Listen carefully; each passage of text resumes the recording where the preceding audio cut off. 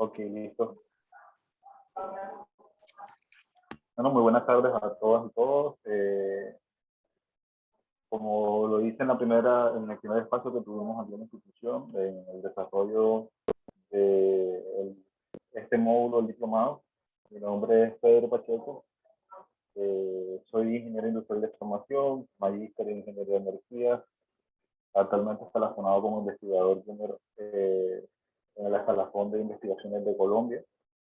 Estamos próximos a una segunda evaluación que evaluará la investigación desarrollada hasta el año 2020 y espero dentro de esta evaluación pasar al siguiente escalafón, que es investigador asociado.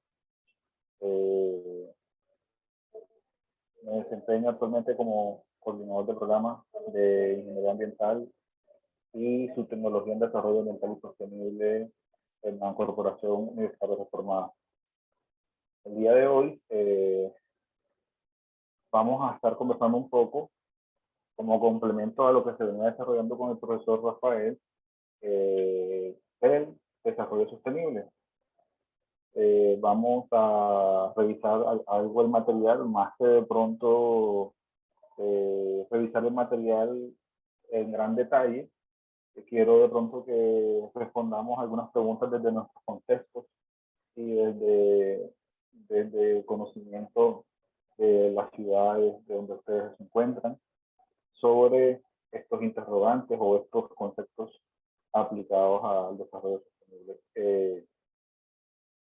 Vamos a entonces, bajo esa línea, voy a proceder a compartir la pantalla. Me informan cuando esta ya esté compartida, por favor.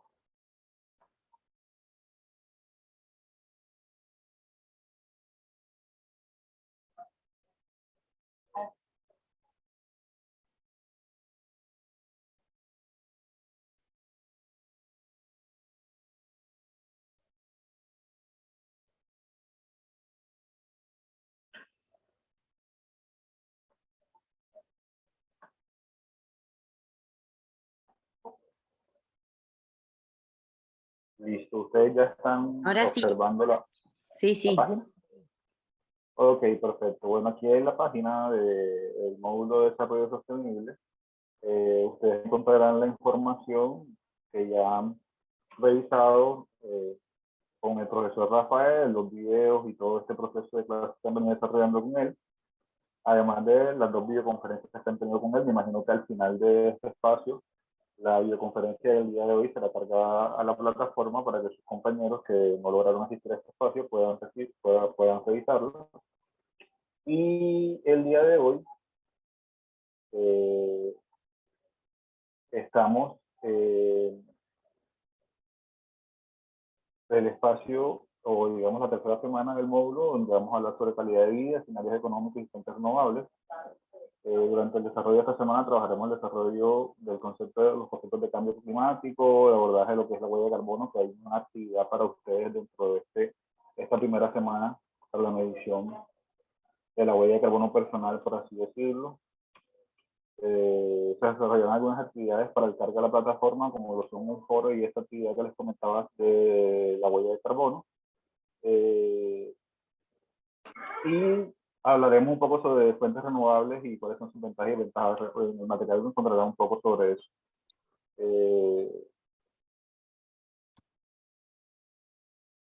Los contenidos que están dentro del material son un poco amplios. Son información, dado que la modalidad ofertada para el diplomado era una modalidad más bajo, incluso solamente se había planificado el desarrollo de encuentros o un solo encuentro con los estudiantes y que se desarrollaran estas temáticas poco a poco por ustedes, y por lo cual en ese contexto el material, digamos que tiene, digamos que una información bastante considerable para ser consultada por ustedes dentro del desarrollo de este proceso. Entonces, dentro de esta semana, usted va a encontrar dos juegos de diapositivas, una que habla sobre el tema de cambio climático y fuentes renovables, y una que habla sobre el tema de calidad de vida y los escenarios económicos en el material. Además encontrarán un ejercicio práctico de huella de carbono y un foro sobre cambio climático y fuentes renovables. Entonces, dentro de este espacio vamos a tocar un poco sobre el material de la primera diapositiva, que es el cambio climático y fuentes renovables, con el objetivo que al final de este espacio ustedes puedan desarrollar este foro y explicaremos el desarrollo del ejercicio de esta semana. Entonces, voy a proceder por acá a compartir diapositivas. Ustedes pueden incluso abrir este link de acá de las diapositivas para ver que ustedes poderlo revisar desde su computadora. Les debe aparecer esta diapositiva que ustedes encontrarán por acá. ¿Sí se está viendo? Sí, perfecto. Allá también encontrarán la diapositiva que ustedes estarán y la podrán consultar de manera posterior. ¿Listo?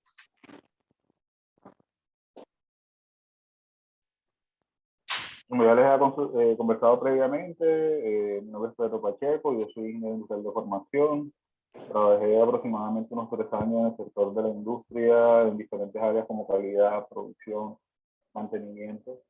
Luego de eso, se me dio la posibilidad de hacer mi estudio de maestría, lo hice en la Universidad Federal de Itaiguá, Unifei, en Brasil. Soy magíster en ingeniería de energía. He venido desarrollando diferentes proyectos alineados a temas de fuentes renovables, como fue la valoración energética de la gaspirulina para la producción de biocombustibles, diseño de modelos de gestión de climatización y edificaciones en el sector terciario de la región Caribe, evaluación de técnicas y económicas para la implementación de sistemas de generación con biomasa en la región norte de Brasil, diseño de modelos gerenciales para la toma de decisiones estratégicas en diferentes sectores como el sector confecciones o el sector metalmecánico, entre algunos otros. Actualmente, con la alianza de la UCEL de Argentina, venimos desarrollando un proyecto colaborativo entre Universidad, la Unireformada y la UCEL para trabajar procesos comparativos de calidad de aire y calidad de suelos. ¿Me están escuchando bien? Sí se escucha bien. Entonces, actualmente estamos como alineados a eso. Digamos que son las líneas, pero bueno, digamos que no nos limitamos a eso desde el programa de ingeniería ambiental. Estamos manejando actualmente diferentes frentes de trabajo, tenemos docentes que están trabajando en el proceso de economía circular con recicladores de oficio, que son personas que se dedican, anteriormente eran conocidos como habitantes de calle, que se dedicaban simplemente al proceso de reciclaje.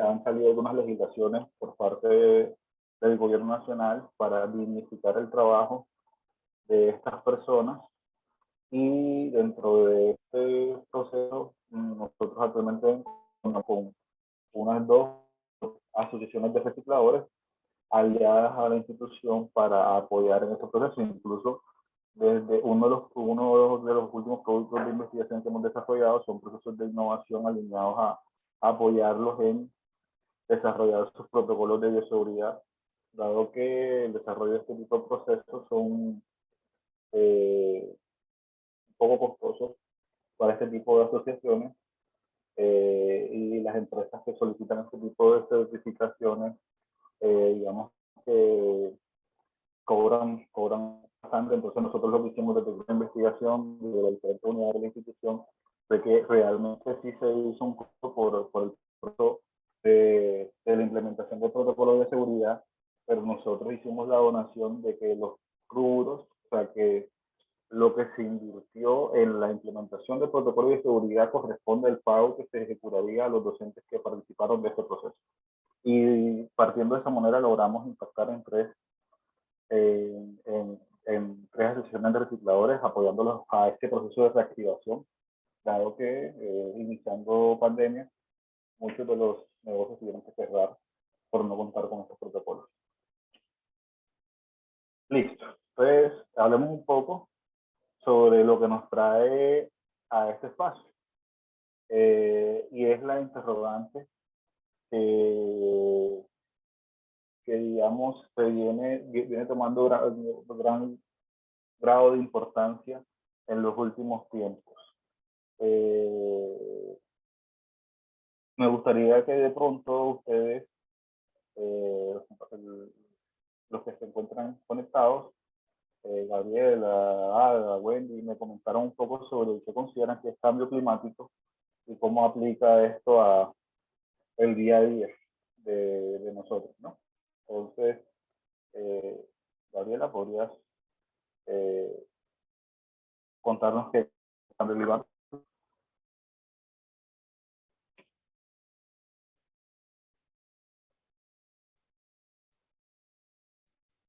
Ahí, Sí, ahora.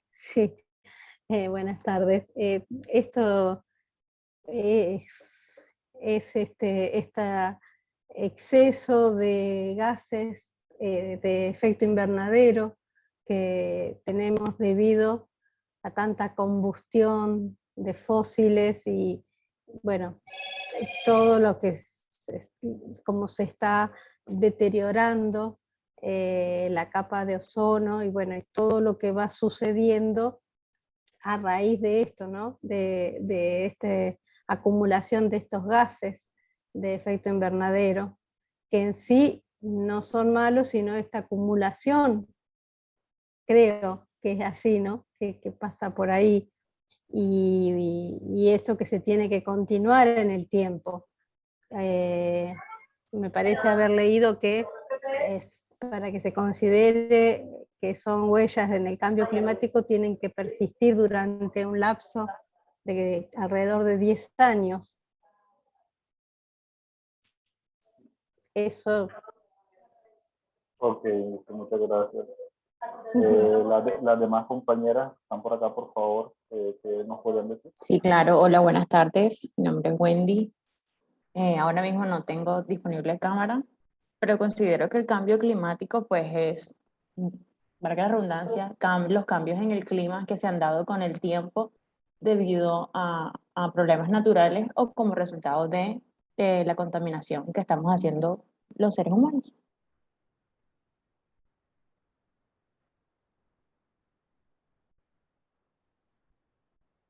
Hola, Pedro. Creo que tuvo Listo. un problema de conexión. A ver, Hola, vamos. ¿me escuchan? Sí, ahora sí. Listo, sí, les pido disculpas ahí como, tengo ahí como nivel, me encuentro en la institución, por eso también estoy utilizando el tapabocas como protección. Listo, Wendy, muchísimas gracias por tu participación.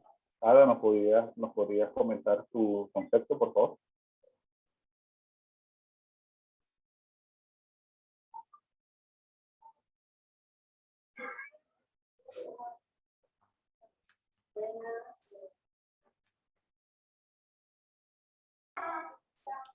Listo, creo que de pronto hay posiblemente algunos problemas de conectividad acá.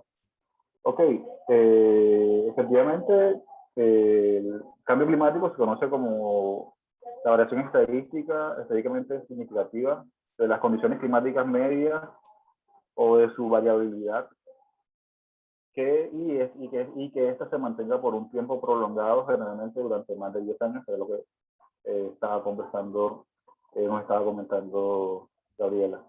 El cambio climático puede deberse a procesos naturales internos o debido a acciones externas a cambios generados por los seres humanos de forma duradera en la composición de la atmósfera o en el uso de la tierra.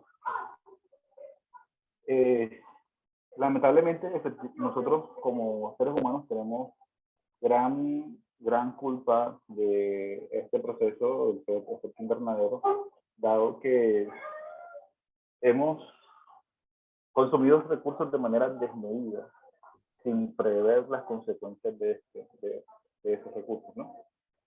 Y esto hace que tengamos ciertos impactos que, que generen este tipo de procesos de manera descontrolada en el medio ambiente.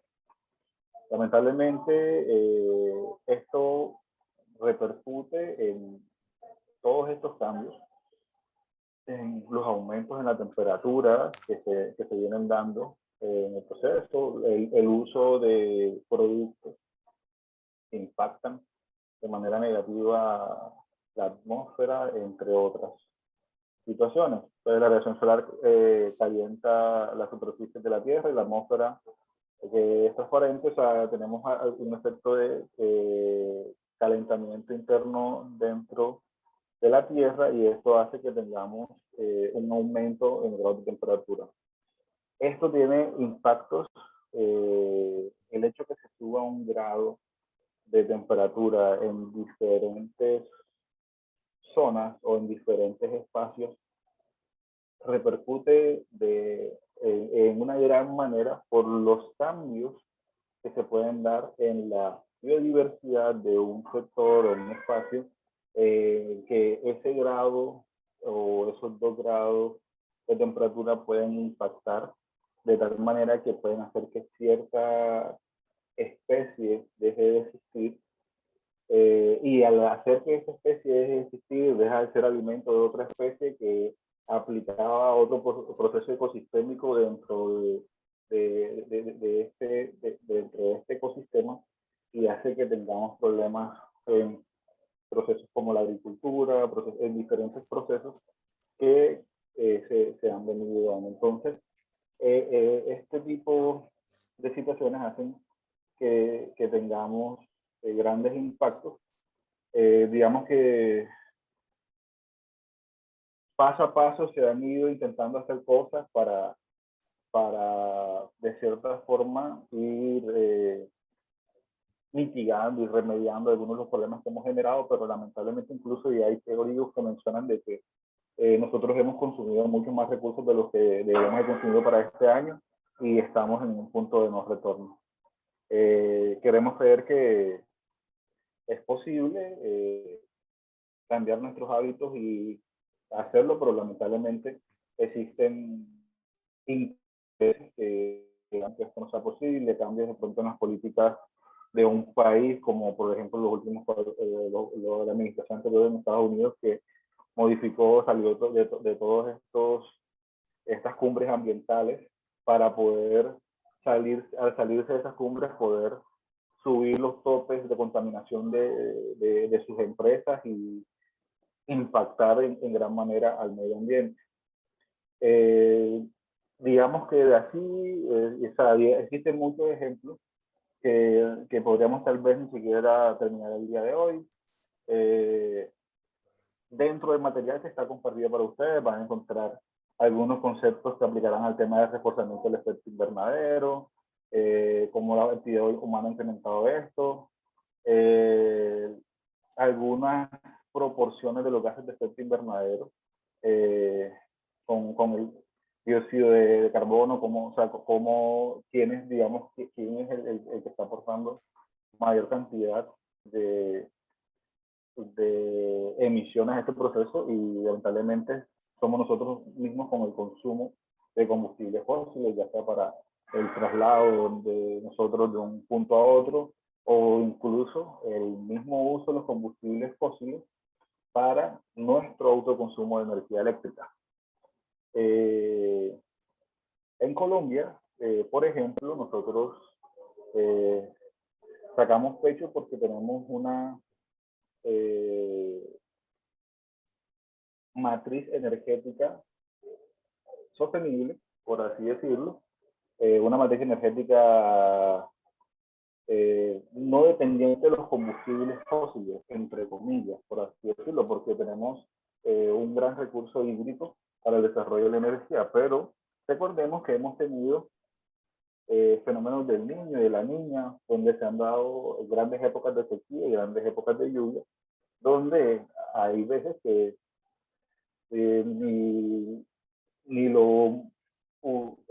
todo tiene que trabajar bajo ciertos parámetros para poder generar energía de manera adecuada, por así decirlo. Si existen procesos de sequía, los embalses de los procesos de los sistemas de generación hídricos no se van a llenar lo suficiente para poder hacer la generación de energía. Y nuestro sistema de respaldo de energía en Colombia lamentablemente es a base de combustibles fósiles. Entonces, cuando se dieron esos espacios donde no teníamos la posibilidad de generar energía con el sistema de generación hídrico del país, tuvimos que optar por consumir energía de combustibles fósiles. Incluso por eso se dan algunos incrementos en la energía eléctrica en el país. Y bueno, lamentablemente por las legislaciones en Colombia, hay veces que esos incrementos se dan por el tema de consumiendo combustibles fósiles. Por el momento de que ya regresamos al proceso común, por así decirlo, el proceso de manera normal. Lamentablemente no regresamos a los topes de consumo o a los valores de consumo que deberían ser adecuados para este proceso. Y esto repercute en que el consumo indiscriminado de esta energía o esta fuente de energía eléctrica por combustibles fósiles aumente la huella del país, por así decirlo. ¿Ya? Bajo esa línea, bueno, Wendy trabaja acá en Colombia y bueno, digamos que sería el mismo ejemplo, pero no sé si de pronto, Gabriela, nos quieras comentar cómo está la matriz energética en tu país. No sé si de pronto la profesora Sabina también nos quiera comentar cómo está por allá, por Argentina. Estoy aquí. Sí, estaba... está un poco pobre todo esto. Justamente nos dio una clase un profesor que estuvo viviendo mucho en Argentina y le daba mucha pena como que tenemos tantos recursos posibles de energías alternativas a energías renovables, pero que no las usamos. Él decía que nosotros tenemos una central hidroeléctrica muy importante en el sur, se llama el Chocón, y él decía que no entendía por qué no había al lado un parque eólico para combinar, para maridar los dos tipos de energía. Se estuvo trabajando bastante, el gobierno anterior hizo mucho en pos de tratar de renovar todo este tema, de dar un impulso a las energías limpias, pero bueno, después quedó todo en la nada. Está medio... hay algunas provincias que sí, no es el caso donde yo vivo, que es en la provincia de Santa Fe, pero hay otras provincias que tienen muy desarrollado y casi todas las casas tienen termotanques solares. No es el caso de mi ciudad, no se fomenta a nivel de gobierno que sean más fáciles de adquirir estos equipos, incluso a las empresas que tratan de traer estos productos les aplican fuertes impuestos y entonces desgraciadamente no sé, si bien hay una cierta tendencia a que se empiecen a hacer edificios inteligentes en este sentido para que tengan distintos sistemas de desagües y de cañerías, pero bueno, es muy lejano todavía. Claro, por supuesto. Eso no, bueno, acá en Colombia se dio el momento de las fuentes renovables con diferentes legislaciones que salieron, como la ley 1715, entre otras, pero tenemos que entender que el contexto del desarrollo y el contexto de que sectores externos o inversores internacionales no van a desarrollar este tipo de inversiones tan costosas, porque hay que ser muy sinceros, las energías renovables son muy costosas, ¿ya? Y posiblemente entrar a competir contra por lo menos pongo mi caso, yo hice un estudio de viabilidad de la implementación de energías renovables en la región norte de Brasil, la región insolada. Nosotros tenemos que entender que Brasil es un país bastante amplio, tiene cerca de 200 millones de habitantes, bueno, en esa época que yo hice mi estudio, y de esos 200 millones de habitantes, solo el 3% vive, o sea, el 97% vive en zonas rurales con zonas interconectadas.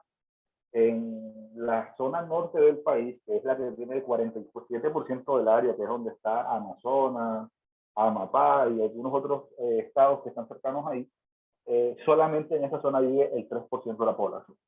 Y al vivir solamente el 3% de la población, es demasiado costoso para el sistema interligado de Brasil llevar energía eléctrica a esas zonas de manera interconectada, o sea, digamos con el sistema nacional interligado. Entonces, partiendo de esto, nosotros, y bueno, ellos actualmente lo que hacen es que compran combustible diésel, tienen un equipo para generación de energía con eso, y generan energía consumiendo combustibles fósiles. El estudio que hice para mi estudio de maestría fue evaluar el potencial de generación de energía en comunidades aisladas que tuvieran potenciales de energía o, digamos, o consumo de energía menores a 1 megawatt eléctrico, que fueran, digamos, una comunidad pequeña, por así decirlo, un corregimiento o algo por el estilo. Y partiendo de esto, dio el desarrollo de mi trabajo de maestría. Entonces, dentro del marco de desarrollo, lo que se viene generando bajo esa línea es que se da este proceso. Y la mayoría de los casos que yo evalué dentro de mi estudio de maestría tuvieron viabilidad porque normalmente el gobierno nacional apoya a empresas con cierto porcentaje de la inversión en este tipo de usos de energía de fuentes renovables, porque digamos que le apoya al país para disminuir sus índices de consumo de combustibles fósiles y baja algunos otros indicadores. Entonces esto hace que digamos que tengamos un grado bastante interesante de proceso, pero lamentablemente en Colombia lanzaron una legislación que se llama la ley 1715, que es la que apoya la generación de fuentes de energía, pero para que esa legislación se dé tiene que tener decretos y algunas otras cosas por debajo que apoyen al desarrollo de lo mismo, pero no están, algunas se han dado, pero no está completamente claro el panorama para estos inversores internacionales y hace que tengamos ese tipo de inconvenientes, este tipo de problemas. ¿Ya? Listo. Entonces, ¿cómo enfrentar el problema de cambio climático? Bueno, ahí en el material ustedes van a encontrar algún otro material que habla sobre lo que es la Tierra como un sistema complejo, las cintas transportadoras de energía. Los invito a que se dediquen material, lo lean. Si tienen dudas, inquietudes, me pueden seguir por intermedio de la plataforma. Creo que tenemos como un espacio, como un chat por ahí donde se pueden hacer preguntas y eso. Los invito a que puedan desarrollarlo de esa manera. Y bueno, llegamos a este punto que es cómo enfrentar el cambio climático. Tenemos que la causa son las emisiones de gases de efecto invernadero. Los efectos son los daños en los sistemas naturales, ciclos hidrológicos, macroeconómicos, poblacionales, entre otros. Y tenemos algunas amenazas y algunas vulnerabilidades que se dan bajo este proceso. ¿Cuáles son las posibles amenazas? Los cambios en todo el esquema climático. O sea, anteriormente donde no había huracanes, ahora hay huracanes, donde por lo menos les pongo el caso, Barranquilla, durante toda mi vida, yo nunca había visto espacios donde se dieran temas de ciclones y cosas por el estilo. Actualmente, no tanto de pronto dentro de Barranquilla, pero sí en ciudades cercanas se han dado algunos vendavales y digamos que la regularidad con la que esto está ocurriendo es cada vez mayor. O sea, no es algo que anteriormente pasaba, no, que pasaba cada tantos años. Ahora digamos que cada ciertos días, casi en los años, cada año estamos sintiendo que estos efectos se han agravado en gran manera. Entonces es algo que nos tiene que poner a pensar y que tenemos que ir trabajando. Entonces, bueno, dentro del material podemos poder analizar algunos otros amenazas, cómo se podría desarrollar esos procesos de mitigación y adaptación a la generación Entonces, algunos otros conceptos de cambio climático, de cambio de clima que está atribuido directamente a actividades humanas.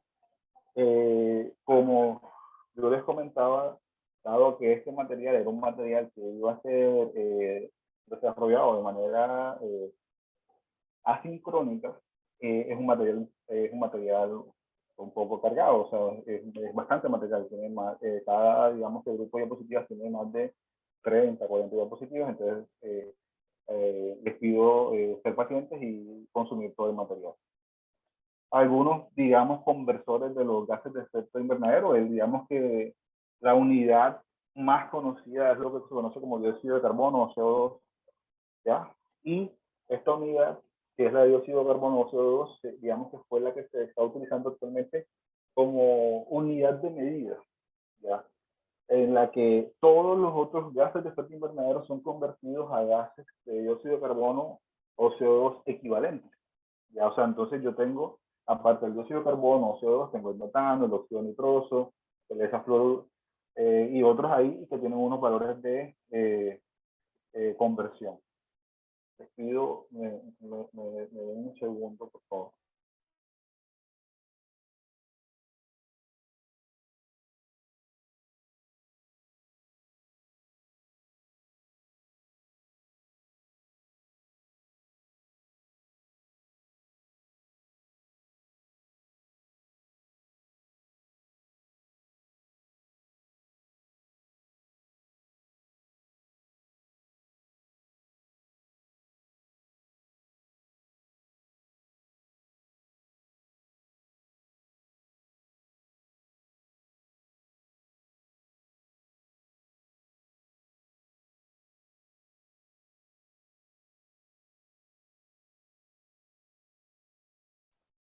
Listo. Les pido disculpas ahí, sino que ya llevan como 6 llamadas, entonces me imagino que era algo urgente.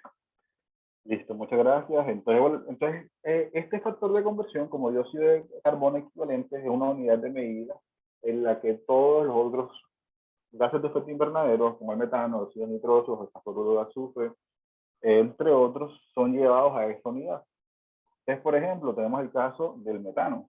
Normalmente es considerado por la IPCC de 1995 21 veces más contaminante que el dióxido de carbono, o digamos que su unidad de medida equivalente corresponde a que la misma cantidad de metano será 21 veces más contaminante que el mismo dióxido de carbono. Y así el óxido nitroso tiene 310 veces más contaminante. Bueno, de acuerdo a la primera unidad de medida que fue la IPCC de 1995, posterior a esas han venido, digamos que, parametrizando en algunos otros valores, o digamos siendo más exactos en la medición del grado de impacto de estos contaminantes. Entonces, bajo esta medida, es necesario que incluso algunos países han regularizado los consumos de metano como una unidad o una tecnología que se aplique para la disminución o mitigación de los gases de efecto invernadero, ¿ya? ¿Por qué? Porque al momento de que yo tomo una unidad de metano y la quemo como metano, como metano quemado pasa a ser dióxido de carbono y bajo la intensidad de o bajo el impacto de esa unidad de metano a 21 veces lo que anteriormente iba a desarrollar. Eso, digamos, el efecto clásico o ejemplo clásico para esto es lo que pasa con los rellenos sanitarios. Ustedes no sé si saben, pero actualmente un relleno sanitario es un lugar donde se agrupan la cantidad de residuos que tiene toda una ciudad. Por ejemplo, nosotros tenemos aquí uno que se llama el relleno sanitario Los Pocitos. Este relleno sanitario agrupa las basuras de la ciudad de Barranquilla y las ciudades que se encuentran, o algunas ciudades que se encuentran cerca de su área metropolitana. Existen estudios que determinan que cualquier relleno sanitario que cuente con más de 200.000 habitantes tiene posibilidades de aprovechamiento energético. Por la cantidad de residuos que se generan, existen algunos procesos internos dentro de la forma en la que se agrupa el relleno sanitario, existen algunos procesos de biodigestión que hacen que se generen un biogás, que ese biogás es en 70% metano y al otro 30% corresponde a algunos otros componentes. Si ese biogás no va a ser utilizado por estos rellenos sanitarios para uso o energía, lo que dicen la norma internacional en algunos otros países, por ejemplo, en Brasil, que yo hice mi proceso de maestría, la legislación brasileña es muy clara en decir que las empresas de rellenos sanitarios tienen que implementar tecnologías para convertir ese metano, o sea, o ese biogás, que es 70% metano, y disminuir ese impacto en 21 veces con la quema de ese biogás. Lamentablemente, por lo menos acá en Colombia, la legislación la que las empresas podrán utilizar las últimas tendencias tecnológicas. Y las empresas dicen, como yo puedo que también que no lo tengo que hacer. O sea, yo no estoy obligado a hacerlo. Entonces, como no estoy obligado, no lo voy a hacer y no lo hacen. Y lamentablemente, actualmente, rellenos como los Pocitos y algunos otros rellenos están lanzando todo ese biogás a la atmósfera y estamos generando una cantidad de emisiones bárbaras. Incluso, bueno, realmente desconozco cómo está hoy, 2021, la situación. Los pongo en contexto, en 2018, 2017 más o menos, estaba yo trabajando en otra institución, nosotros logramos hacer un enlace entre la institución y el relleno de los Pocitos y decirles, vamos a desarrollar la compra del equipo para hacer la quema del biogás y con eso se puede hacer, digamos, se puede hacer la mitigación, Y ellos nos dijeron, nosotros ya tenemos el equipo, lo compramos cuando estábamos haciendo el proceso de compra de bonos de carbono. La empresa quería entrar en el mercado de los bonos de carbono para venderlos, haciendo que la mitigación de las emisiones de CO2 bajara. Y al momento de que ustedes saben que eso tuvo una caída, tuvo un problema, y no se pudieron, digamos, ejecutar esos procesos de bonos de carbono, ellos dejaron el proyecto tirado. Un equipo que cuesta, no sé, podría costar casi 800, 1.000 millones de pesos, serían como que $300.000 aproximadamente. Ahí oxidándose y dañándose porque lamentablemente no quisieron darle continuidad al proceso.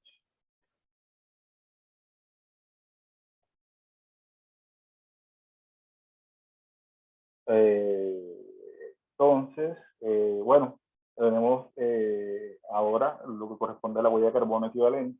La huella de carbono cuantifica la cantidad total de emisiones de gases de efecto invernadero que son liberados directamente e indirectamente a la atmósfera como consecuencia del desarrollo de cualquier actividad de un individuo, una organización, evento, proyecto, servicio, cualquier cosa.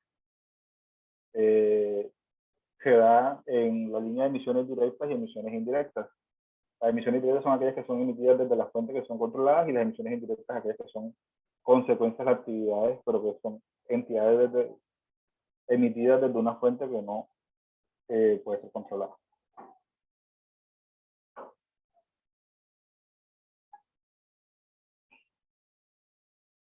Ok, entonces este es el espacio donde, digamos, estaba estipulado el desarrollar el ejercicio de la medición de la huella ecológica, desarrollo, digamos que a lo largo de nuestra vida nosotros consumimos o tomamos cierto tipo de decisiones que hacen que tengamos ciertos niveles de consumo energético, entre otras cosas, y esto, digamos, genera sus impactos. Entonces, la intención es que con este ejercicio usted pueda desarrollarlo. Entonces, acá usted va a entrar acá en la página de la universidad, va a descargar este archivito de Word que está aquí, que se llama ejercicio, y dentro de ese ejercicio, que es este de que está acá, usted va a decir, el desarrollo va a ir tomando la información con respecto a cuál es la decisión que usted toma normalmente. Dice, de una forma de cuantificar el daño de nuestro modo de vida que se produce al planeta, es un indicador llamado huella ecológica, Y aquí vamos entonces a poder cuantificar eso. Entonces, si quieres conocer el valor de huella ecológica, vamos a responder las siguientes preguntas. Entonces, aquí nos dice, sobre los alimentos envasados, ¿lo consumes siempre ya que son cómodos a la hora de comprar o evitas comprar este tipo de productos? Entonces, si los consumes siempre, se pone 100 por acá. Acá nosotros tenemos un tema de respuestas. Van a colocar aquí el 100. Y si no los evitas, vas a colocar el 10. Así van a ir respondiendo poco a poco cada una de estas preguntas, partiendo de todos esos resultados. Ustedes van a sumarlos y les va a dar un total. Y teniendo en cuenta ese total, ustedes se pueden ubicar en estos tres espacios. Menos de 100, utilizas bien los recursos. Entre 100 y 400, empiezas a utilizar más los recursos. Y más de 400, tu uso de los recursos no es sostenible. Luego de este autoanálisis, usted va a sacar unas conclusiones propias al finalizar este ejercicio, las coloca aquí, y este material es el que debe ser cargado como ejercicio en la plataforma. ¿Listo? Ese digamos que sería la actividad que se va a desarrollar. Entonces usted ahí tiene cada una de las diferentes preguntas donde usted va a ir desarrollando su proceso. ¿Listo? Listo. Ok, entonces posterior a esto, podemos hablar un poco sobre lo que son las fuentes renovables de energía, pero para saber qué son las fuentes renovables tenemos que saber cuáles son las fuentes no renovables. Nosotros podemos considerar que las fuentes no renovables de energía son los combustibles fósiles como el carbón, el petróleo, el gas natural, la energía nuclear, la fisión nuclear y la fusión nuclear, entre otros. Posterior a esto, bueno, veremos que la energía nuclear es considerada una fuente no renovable de energía, dado que genera residuos que no se renuevan por sí solos. Cuando hablamos de renovable, es un material que a lo largo de un ciclo corto de vida, de entre 10 a 35, 40 años, pueda llegar a renovarse por sí mismo. ¿Ya? Lamentablemente, al nosotros consumir combustibles fósiles, nosotros lo que estamos haciendo es, en gran manera, tomar material que ya cumplió cierto ciclo de vida y estamos sacándolo nuevamente a la atmósfera y no hay forma que la Tierra pueda consumir todas esas emisiones de CO2 que estamos generando nosotros, y por eso es que digamos que estamos teniendo los problemas que tenemos actualmente. ¿Listo?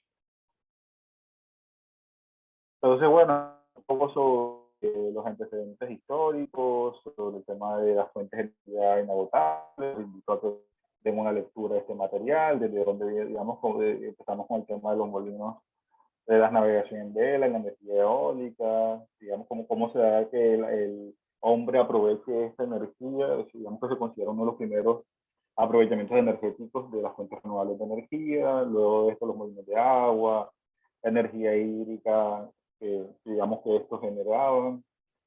Y bueno, ya cerca de los años 70 se empezó a enfatizar el concepto de energía renovable. Esto no es un concepto, ¿no? Que eso lo venimos escuchando hace 5 o 10 años, no, esto es algo que tiene años. Incluso hay países que están mucho más avanzados que otros. Por ejemplo, en Brasil, todos los carros que se venden están habilitados para trabajar con biocombustibles y con gasolina. Son motores de tipo híbrido. ¿Ya? Incluso la gasolina tiene cierto porcentaje de biocombustibles en su interior. O sea, no es que sea gasolina 100%. ¿Ya? Y lo mismo el grado de biocombustible. Entonces, digamos que existe una gran diversidad de consumo en países como este. Pero esto Brasil no lo tuvo, digamos que de un día para otro. Brasil hace unos 30, 40 años, cuando hubo una crisis del petróleo, ellos lo que hicieron fue que tomaron a el staff, por así decirlo, los investigadores de la época, y ese grupo de personas fueron enviadas a diferentes países a entender cuáles eran las últimas tendencias, qué se estaba haciendo, ¿ya? Y en parte, a regresar a ese, digamos, ese personal calificado, dio mucha inversión, siguieron muchos procesos, y actualmente ellos, por lo menos en temas de biocombustibles, tienen una gran ventaja en comparación con el resto de los países alrededor. En Colombia, por ejemplo, lamentablemente no tenemos un grado de desarrollo a ese nivel de procesos de biocombustibles en el país. Incluso lo posterior a eso, ustedes saben que vienen las grandes peleas sobre el tema de la sostenibilidad y el consumo de los recursos en el tema de alimentos, que la gente va a dejar de generar productos de agricultura para el tema de alimentación y va a pasar a desarrollar la línea de hacerlo como con fines energéticos. Y por eso, y partiendo de todas estas tendencias, se han dado lo que corresponden a biocombustibles de segunda generación, que ya no se hacen con el producto como tal, sino que se hacen con los derivados de estos productos. En tema de caña de azúcar ya no se hace con la misma caña de azúcar, sino los derivados que deja el proceso de la caña de azúcar, estos son utilizados para el proceso de energético, que no son los más eficientes, por así decirlo, porque obviamente la sola caña de azúcar, digamos que entregaría energéticos mucho más puros, por así decirlo, pero con este tema de proceso de seguridad alimentaria se han intentado desarrollar para salir. Entonces, ya incluso ya la tendencia hace 2 o 3 años, que como yo les mostraba en mi experiencia, eran biocombustibles de tercera generación que ya querían dislocarse de temas como, por ejemplo, los alimentos, y pasábamos a otro tipo de productos que no eran considerados alimentos, como las algas.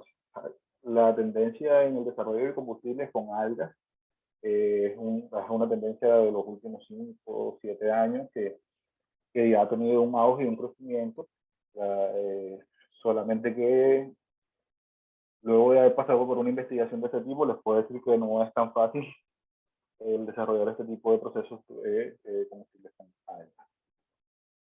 Entonces, bueno, podemos dar un paso sobre los diferentes conceptos. Tenemos la energía hidroeléctrica, ya habíamos comentado, la matriz, por ejemplo, colombiana tiene un gran indicador, más de, creo, del 60% de la energía generada en Colombia corresponde a esto, pero eso, digamos que la matriz oficial, por así decirlo, tenemos que momento a momento existen diferentes etapas donde posiblemente, si existen sequías, el término de energías por hidroeléctricas va a bajar bastante y se va a aumentar el tema de fósiles, entre otros. Aquí, bueno, en el material ustedes van a encontrar algunas ventajas y desventajas de cada una de estas. Los invito a que lean el material y lo revisen.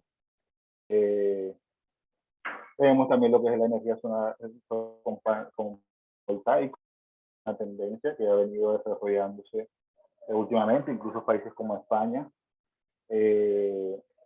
incentivaron tanto el desarrollo de estos procesos que mucha gente incluso cogió y sacó su dinero de las pensiones e invirtió en este tipo de procesos, porque digamos que el sistema eléctrico tenía problemas con el soporte. O sea, tenían su sistema de generación principal alineado a otros procesos, pero no tenían un sistema de soporte para la generación. Entonces se incentivó bastante a que las personas invirtieran de su dinero para la implementación de estos sistemas, y todos esos sistemas fotovoltaicos del país, digamos que se utilizan como soporte para el autoconsumo y la generación para otras personas, ¿no? Entonces, partiendo de esto,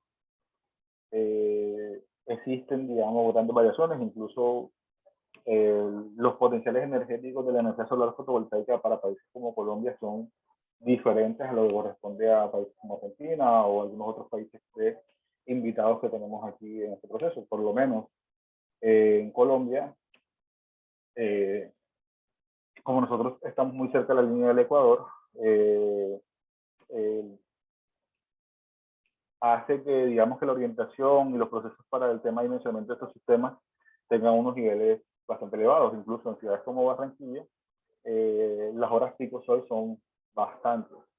Las horas pico sol son las horas en las que el panel corresponde a generar energía durante estas horas. Nosotros, en media, en otros países, las horas pico sol corresponden a cerca de 3 horas, 3 horas y media. Y nosotros acá en Barranquilla o en Colombia tenemos, en la costa de Colombia tenemos cerca de 5 horas pico sol, 5 o 6 horas, que hace que tengamos una cantidad de energía importante. Lamentablemente, mucha gente pensará que al tener mayor cantidad de sol, eso digamos que hace que genere más energía o sea más eficiente. No, es mentira. Al tener mayor cantidad de sol, hace que se aumente en unos grados la temperatura del equipo, y lamentablemente los equipos están diseñados, o digamos que fueron diseñados para condiciones como Alemania, China, entre otras, donde existen periodos de verano, digamos que hace un sol con 25 grados, por ejemplo, y eso hace que las características del panel trabajen de una manera. Y en estas condiciones en Colombia llegamos a tener grandes problemas de eficiencia, porque dado que el panel llega a tener unos grados de temperatura mayores, hace que disminuya la eficiencia del equipo. Entonces también dentro de esta materia encontrarán ventajas y desventajas. Así como la energía solar fotovoltaica, tenemos la energía solar que ya corresponde a discos parabólicos, que es más que la alineación de algunos espejos hacia un punto en particular para que el paso de cierto fluido de trabajo, ya sea agua o sea un fluido orgánico, dentro de un ciclo Rankine o un ciclo orgánico, pueda generar energía eléctrica. Tenemos entonces las ventajas y desventajas de la energía solar fotovoltaica. Tenemos la energía eólica, acá en Colombia, en La Guajira, tenemos, digamos, un parque eólico, pero lamentablemente es más que todo de carácter demostrativo que de un sistema eléctrico como tal, porque existen ciertos problemas en la legislación, está colocado en una zona de resguardos indígenas. Hay, digamos, que ciertas problemáticas políticas, por así decirlo, que no han, digamos, dado que se genere un grave desarrollo adecuado para estos procesos. También podrán consultar las ventajas y desventajas de estos procesos aquí. Tenemos lo que es considerado como otra fuente renovable, que es la biomasa. La biomasa es un conjunto de posibilidades o residuos que se pueden utilizar para procesos energéticos, como son los residuos de agricultura, forestales, cultivos energéticos, entre otros, que era donde estábamos hablando del tema de biocombustibles y cómo la caña de azúcar era utilizada para esto. Inicialmente la caña de azúcar fue utilizada como un cultivo energético, pero cuando se empezaron a dar los combustibles de segunda o tercera generación, se empezaron a dislocar los usos de estas para otros procesos. Tenemos también los residuos animales, las heces de vaca, de cerdo, entre otras, de pollos, entre otras, hacen también que con algunos otros equipos como biodigestores se puedan generar energía eléctrica dentro de un biogestor. Residuos industriales, agrícolas o forestales, y el tema de los residuos sólidos, porque conversábamos un poco sobre el tema del biogás que se genera por otro proceso. Entonces, digamos que aquí en el material podrán encontrar las 3 rutas considerar el desarrollo del proceso energético, los procesos termoquímicos, los procesos biológicos. Digamos que es la división que mayormente se le da a este proceso. En los procesos físicos tenemos densificación, reducción organoléptica y un prensaje. En los procesos termoquímicos tenemos la combustión directa, la acidificación, la pirólisis. Y en los procesos biológicos, y bueno, tenemos también liquidificación, crecimiento, clasificación, plasma, pero son procesos menos conocidos, ¿no? Y en los procesos biológicos tenemos la fermentación y la digestión anaerobia. En este proceso de anaerobia quiere decir que se da una digestión en ausencia de aire. Podemos generar ese biogás para el tema de los rellenos sanitarios o digestores, entre otros.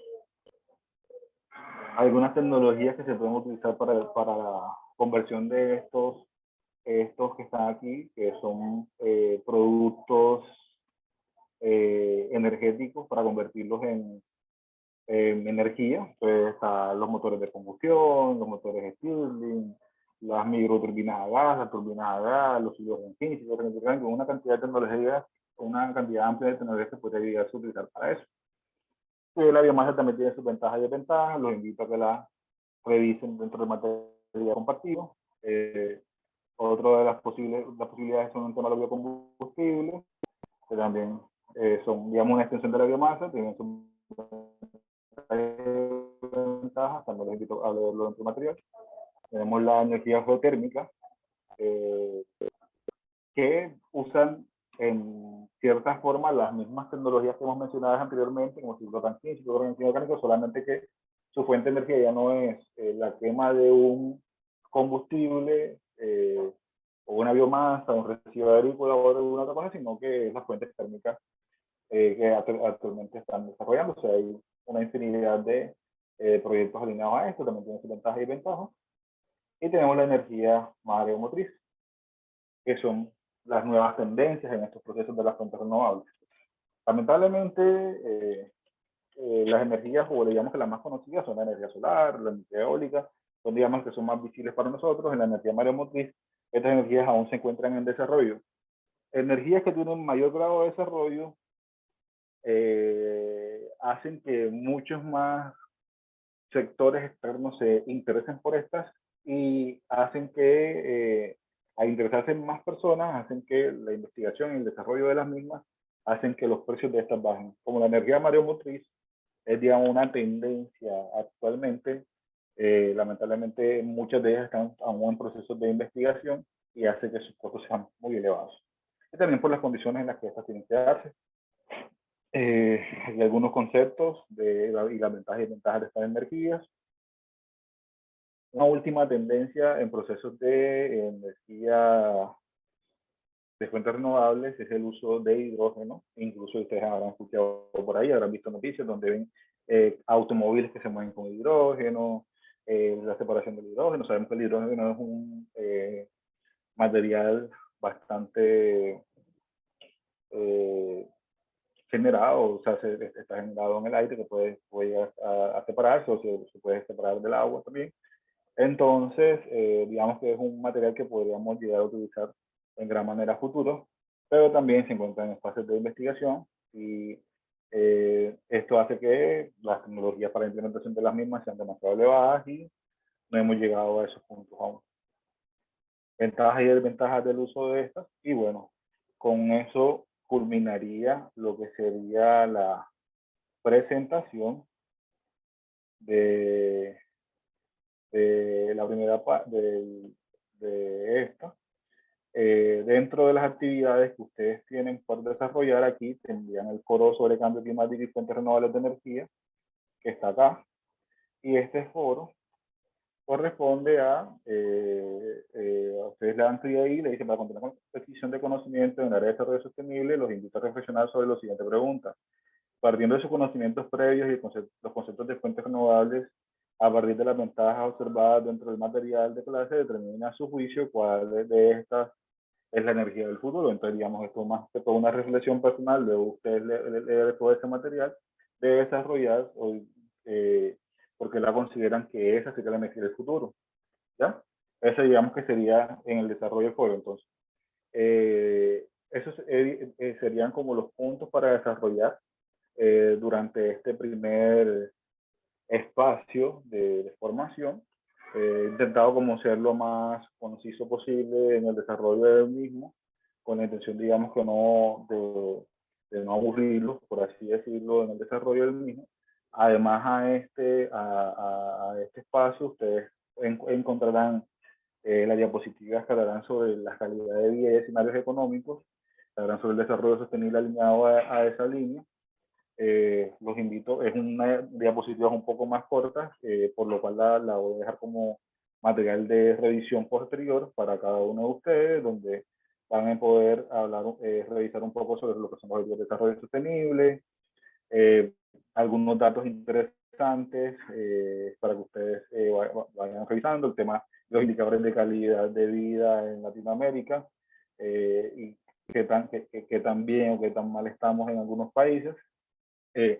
Todas las fuentes de estos documentos las pueden encontrar en el pie de página de cada una de ellas, en caso que posiblemente usted quiera ampliar sobre el concepto de calidad de vida, y este concepto de calidad de vida fue tomado del libro de Desarrollo Sustentable, una oportunidad para la vida, una tercera edición de Madera Gil. Usted podría hacer una búsqueda de este material en internet y posiblemente consiga el libro para tal vez hacer una impresión de la misma, ¿no? Entonces hablamos sobre el tema de la calidad de vida en Latinoamérica, algunos indicadores de calidad de vida, el término de cómo está Latinoamérica, cómo en esos procesos. Entonces, ya partiendo del proceso de calidad, pasamos a algunos de calidad ambiental en los países, algunos conceptos para esto, y hablamos sobre los escenarios económicos y los 3 enfoques del desarrollo sustentable dentro de este material. Entonces, más que todo una invitación a que desarrollen esta lectura y lo estaremos discutiendo al inicio del próximo espacio de formación que tendremos la próxima semana. Eso, digamos que a grandes rasgos sería lo que quería compartirles el día de hoy. No sé si está alguna duda, alguna pregunta, alguna inquietud para hacer abordada en este espacio. Y bueno, si no, ya saben, pueden comunicarse conmigo por intermedio de la plataforma. Y ha sido para mí un placer conversar con ustedes el día de hoy.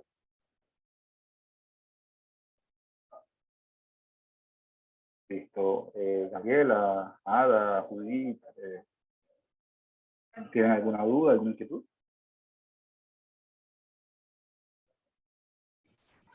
No, profe, muchas gracias. Ok, listo. Yo creía entonces que si no existen inquietudes, le pido a la señora Sabrina que entonces, profe, que yo creo que ya con esto cerramos el espacio.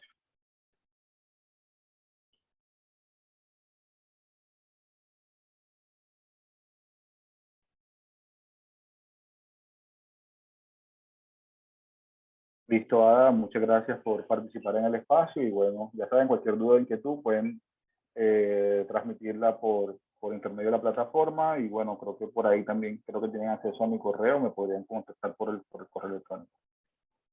Muchas gracias y bueno, estamos en contacto.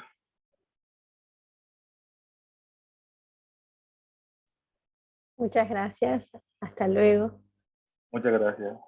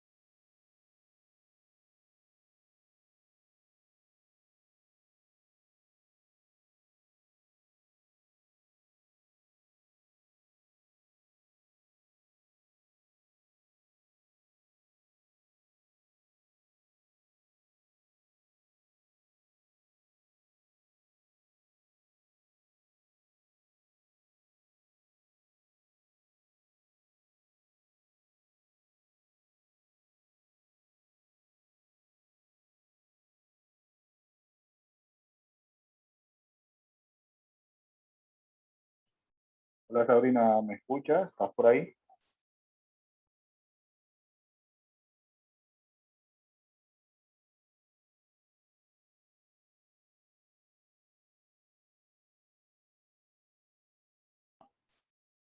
Hola, hola Sabrina. Bueno, creo que voy a cortar la llamada.